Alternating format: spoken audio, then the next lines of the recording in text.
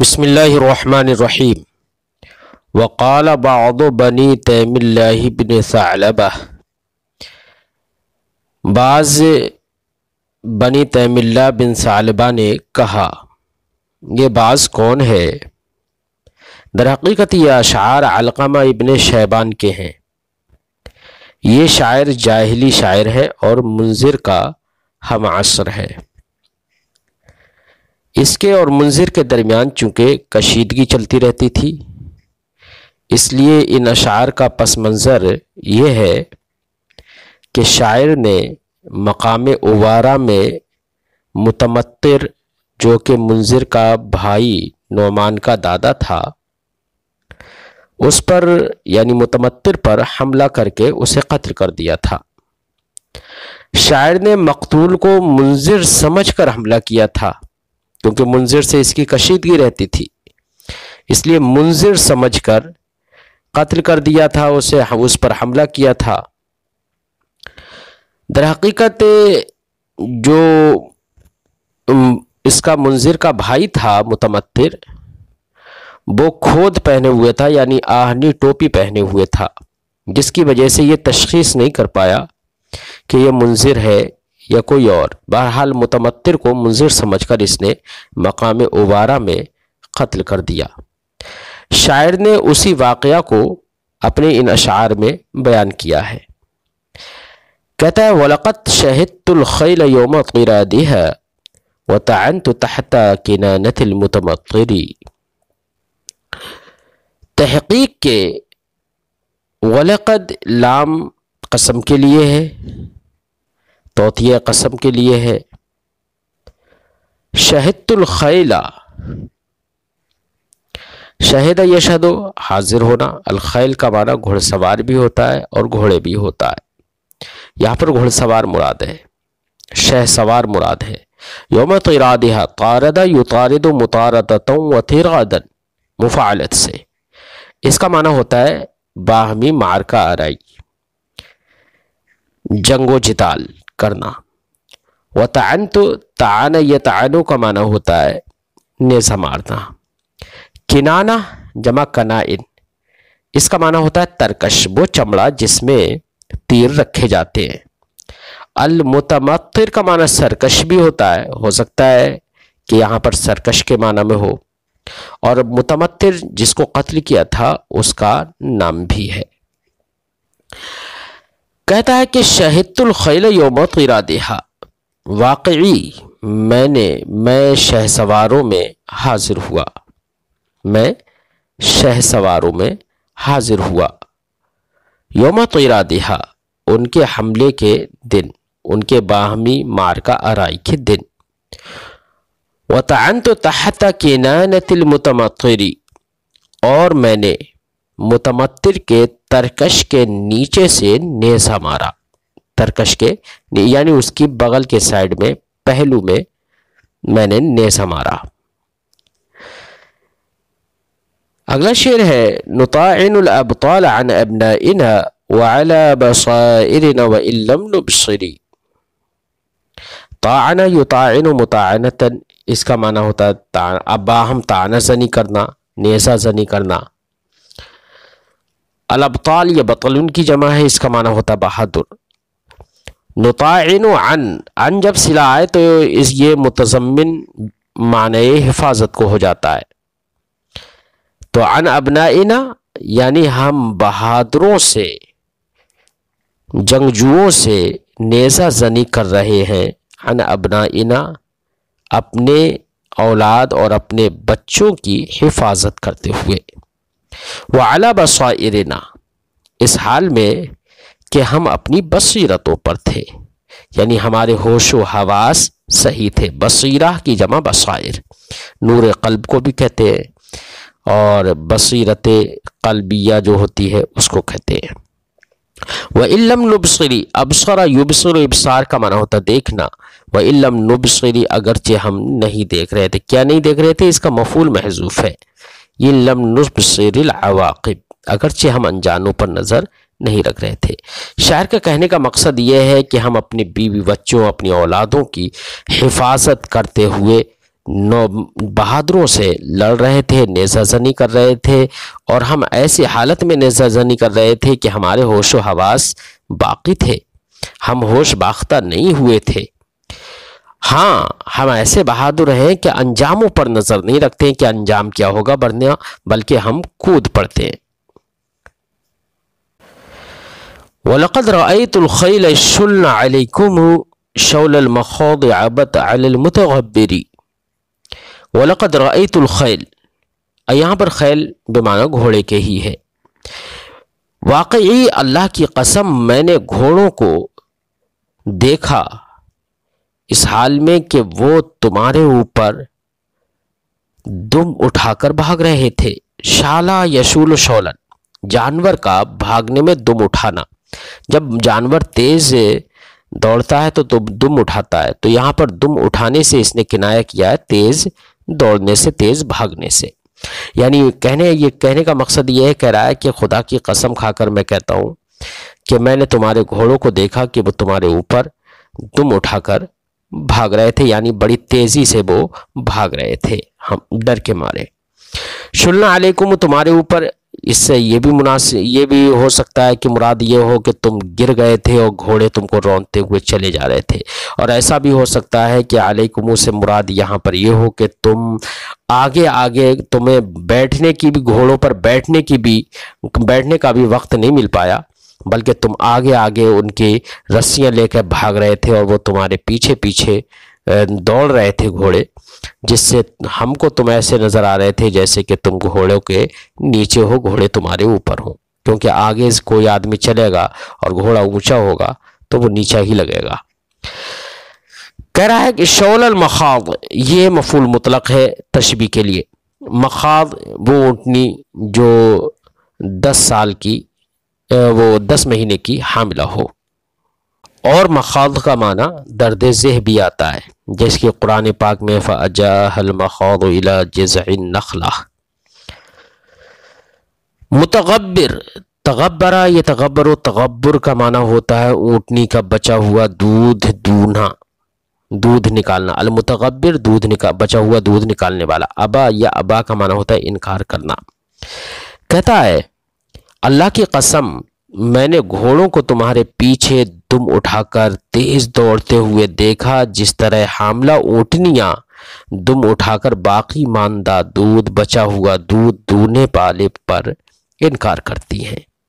یعنی جس طریقے سے حاملہ اونٹنیاں زیادہ دودھ نہیں دلواتی ہیں، بلکہ اگر تھوڑا دودھ بچ جائے اور کوئی دونا چاہے تو وہ بھاگتی ہیں، کبھی ادھر کبھی ادھر، کبھی ادھر کبھی ادھر، ایسے ہی تم بھاگے جا رہے تھے، کیونکہ اس کو بھی پریشانی ہوتی ہے، ایسی تمہیں بھی پریشانی تھی۔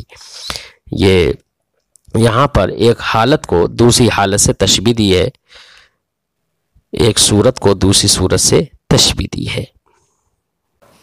وقال قطری بن الفجاء، اور قطری بن فجاء نے کہا۔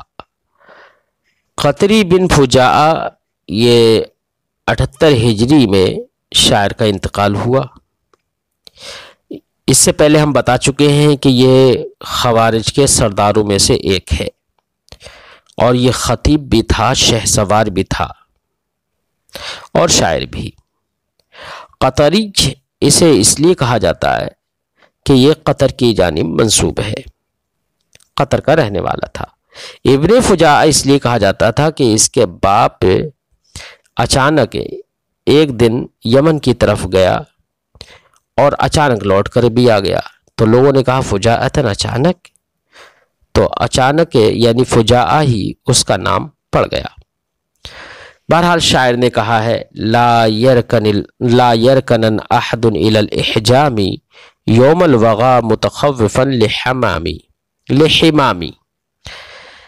رکنا علاقہ معنی ہوتا مائل ہونا، جھکنا۔ الاحجام، احجام احجم یحجم احجام عن الحرب، اس کا معنی ہوتا ہے جنگ سے پیچھے رہ جانا، جنگ سے پیچھے الٹے قدم بھاگنا۔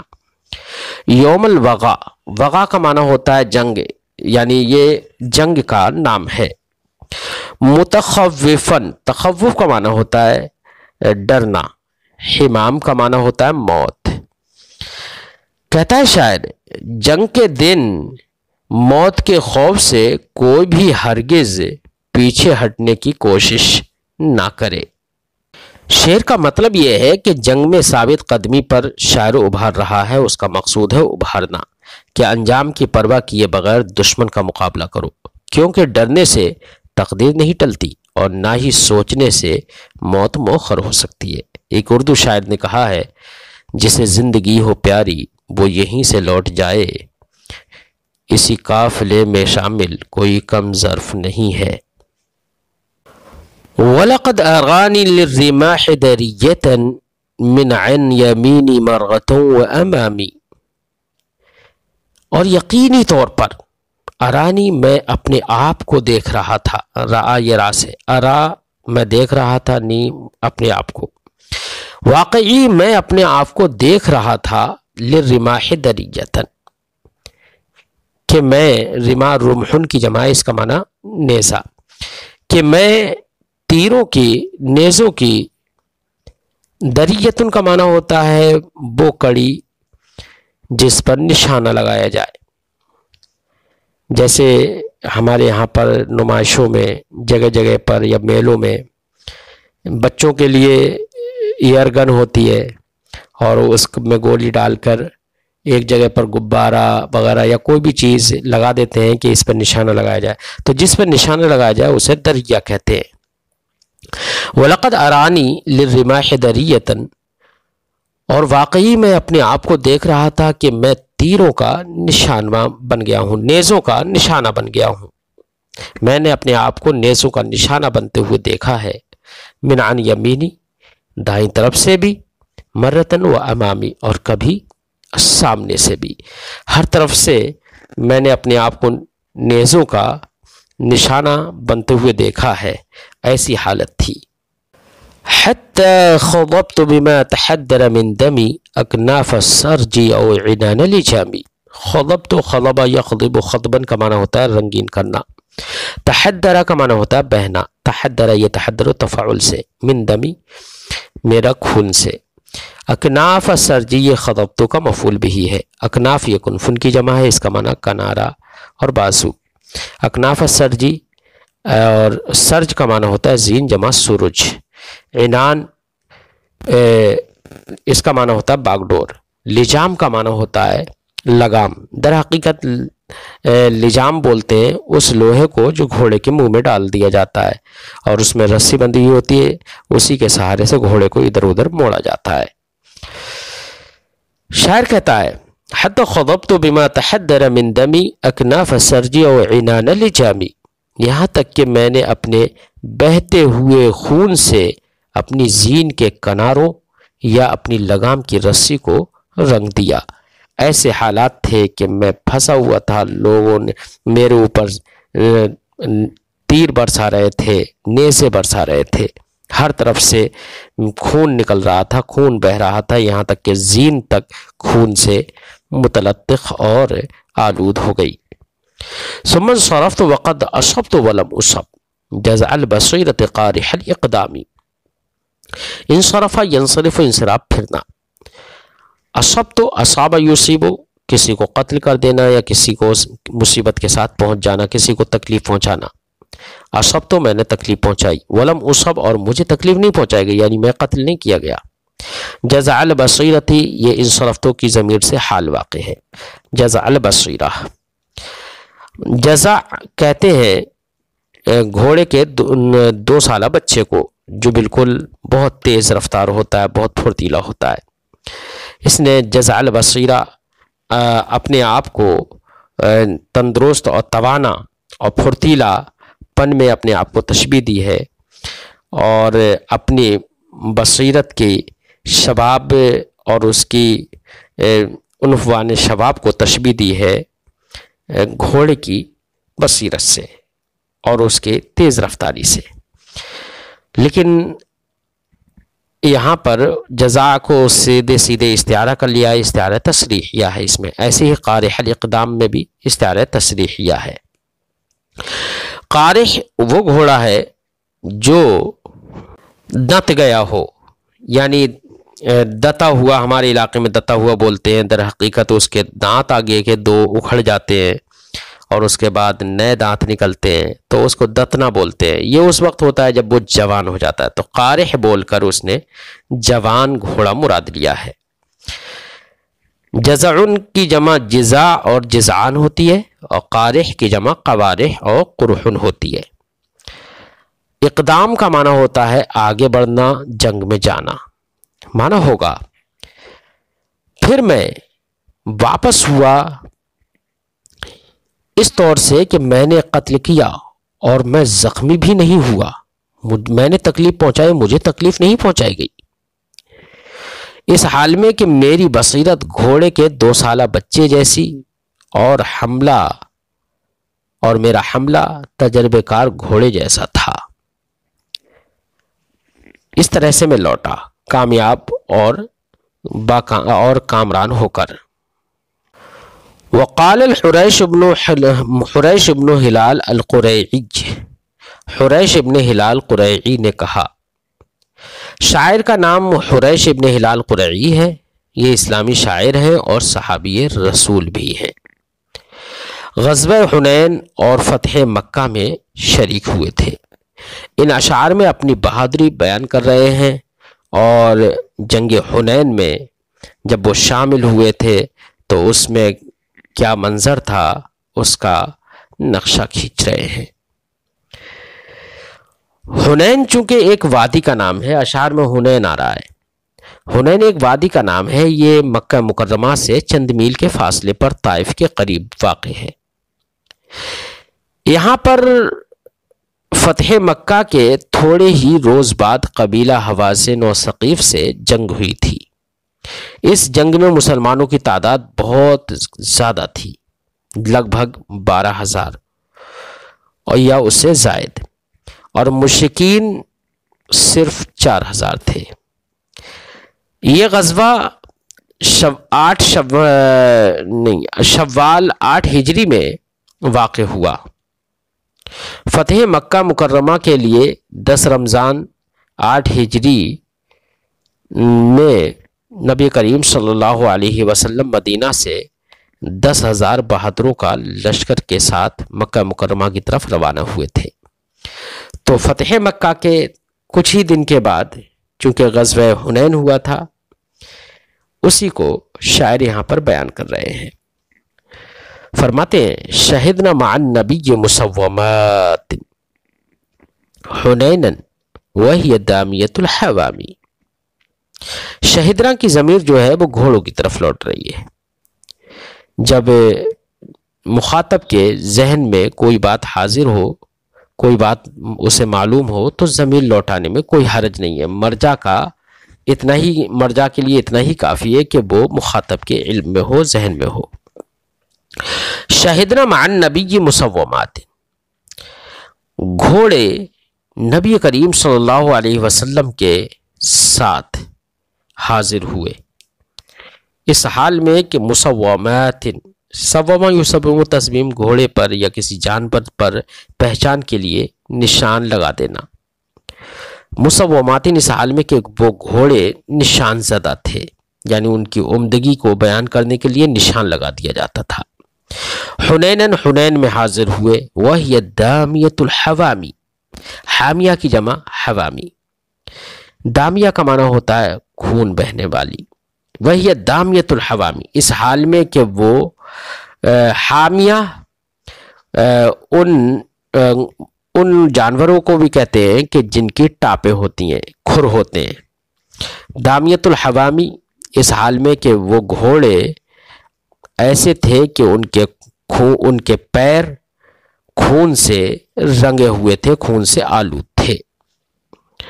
غزوہ حنین میں ایسے نشان زدہ گھوڑے نبی کریم صلی اللہ علیہ وسلم کے ساتھ حاضر ہوئے جن کے سم اور ٹاپیں خون آلود تھی. وَوَقْعَةَ خَالِدٍ شَهِدَتْ وَحَكَّتْ سَنَابِكَهَا عَلَى الْبَلَدِ الْحَرَامِ. وَوَقْعَةَ خَالِدٍ، شہدنا وقعت خالد، اور خالد ابن ولید کے واقعہ میں حاضر ہوئے گھوڑے، اور ان کے سموں نے مکہ مکرمہ کی زمین کو روندا، سنا بھی کہا، وحکت سنا بھی کہا، اور ان گھوڑوں نے وحکت سنابکھا، یہ سنابک یہ حکت کا فاعل ہے، اور ان کے کھروں نے، یہ سنبک کی جمع ہے سنابک، اس کا معنی ہوتا ہے کھر، اور نالکوں کو بھی کہتے ہیں جو گھوڑے کے پیر کے نیچے لوہا ٹھوکا جاتا ہے، جس کو ہمارے علاقے میں نال کہتے ہیں۔ اور وہ گھوڑے خالد ابن ولید کے واقعہ میں حاضر ہوئے اور ان کے ٹاپوں نے بلد حرام مکہ معظمہ کی زمین کو روندا، یعنی اس سرزمین پر وہ دوڑے تھے۔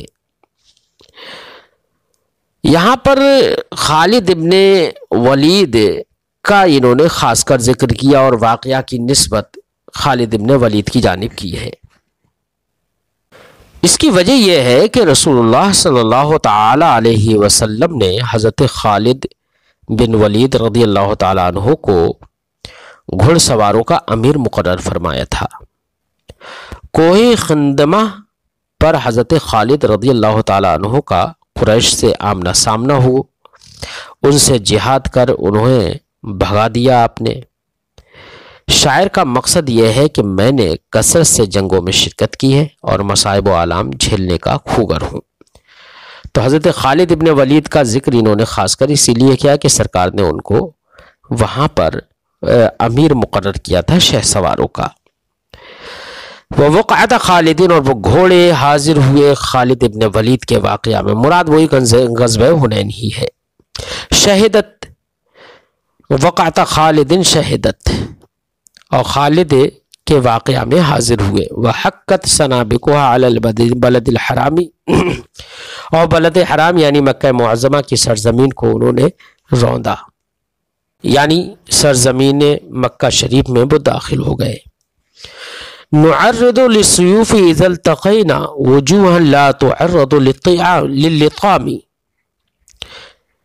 نعرض، عرض یعرض تعریض، اس کا معنی ہوتا ہے پیش کرنا، سیوف سیف کی جمع، اذا التقینا جب ہم دشمنوں سے ملے، مدبھیڑ ہو، وجوہاً یہ نعرض کا مفعول ہے۔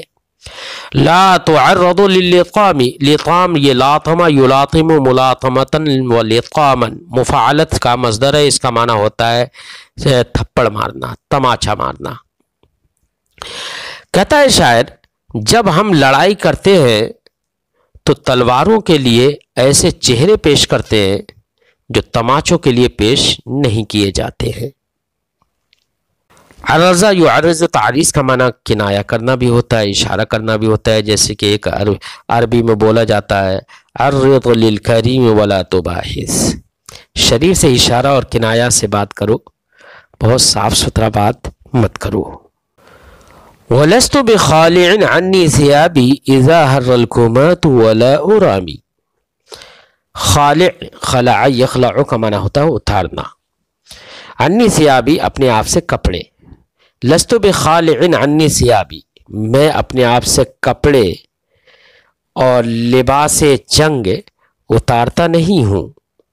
اذا حر الکمات ولا ارامی، اذا حر یحر اس کا معنی ہوتا ہے ناپسند کرنا، الکمات کمیون کی جمع ہے، اس کا معنی ہوتا ہے ہتھیار بند۔ اذا حر الکمات جب ہتھیار بند اور بہادر ناپسند کرے جنگ میں جانا، تو ایسے وقت میں بھی میں اپنے جنگ کے کپڑے اور لباس اتارتا نہیں ہوں بلکہ جنگ کے لیے تیار رہتا ہوں۔ ولا ارامی، رام یرامی مرامات کا معنی ہوتا ہے دور سے تیر اندازی کرنا۔ ولا ارامی اور میں دور سے بھی تیر اندازی نہیں کرتا ہوں، میں نڈر ہوں، اندر گھس کے مارتا ہوں۔ وَلَكِنِّي يَجُولُ الْمُهْرُ تَحْتِي إِلَى الْغَارَاتِ بِالْعَضْبِ الْحُسَّامِ۔ لَكِنِّي يَجُولُ الْمُهْرُ، جال یجولو کا معنی ہوتا ہے گردش کرنا، گھومنا، المہر کا معنی ہوتا ہے نوجوان گھوڑے کا بچہ، تحتی میرے نیچے، میرے نیچے ہونے کا مطلب یہ ہے کہ میں اس پر سوار ہوتا ہوں اور وہ میری سواری ہوتا ہے۔ جالا الہ کا معنی ہوتا ہے کسی چیز کی طرف جانا. الی الغارات یہاں پر کہا، غارات یا غارت ان کی جمع ہے، اس کا معنی ہوتا ہے لوٹ مار اور غارت گری. بالعضب الحسامی، العضب کا معنی ہوتا ہے کاٹنے والی، الحسام کا معنی ہوتا ہے تلوار. در حقیقت حسام یہ بنا ہے حسم یحسم حسمن سے، اس کا معنی ہوتا ہے جڑ سے کاٹنا. تو حسام اس تلوار کو کہتے ہیں جو جڑ سے دشمنوں کے ارادے کو کاٹ ڈالے، ختم کر دے. جال یجولو کا معنی گردش کرنا، گھومنا اور کسی چیز کو حاصل کر لینا. عربی میں بولا جاتا ہے جولۃ الباطل ساعۃ و جولۃ الحق الی قیام الساعہ. باطل کا زمانہ ایک گھڑی ہوتا ہے اور حق کا زمانہ قیامت تک ہے. تو شاعر کہتا ہے وَلَكِنِّي يَجُولُ الْمُهْرُ تَحْتِي إِلَى الْغَارَاتِ بِالْعَطْبِ الْحُسَامِ، لیکن میری سواری کا نو عمر گھوڑا جنگوں میں کاٹنے والی تلوار کے ساتھ میرے نیچے گھومتا رہتا ہے اور مجھے گردش کرتا رہتا ہے، مجھے لے کر جاتا رہتا ہے.